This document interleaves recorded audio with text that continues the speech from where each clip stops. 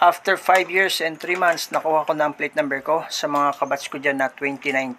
Baka meron na rin kayong plate number, kaya i-follow up nyo na sa mga nabilhan nyo ng motor. Kaya kakabit ko na ito ngayon. Let's go!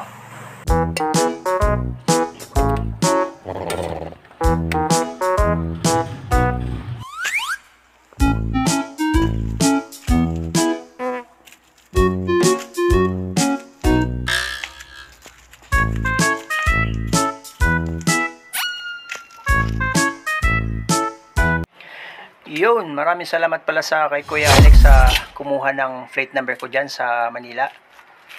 Nakuha ko na, dito na. Shout out kay Bossing Rodel. Maraming salamat sa pagdala ng plate number ko. Sa mga gustong magpadala ng bagahe, pwede. Manila, Bicol, tsaka Bicol to Manila. Maraming salamat sa iyo, Boss Rodel. Shout out sa iyo. PM nyo lang siya sa mga gustong magpadala o sumakay. Ito ang kanyang Facebook.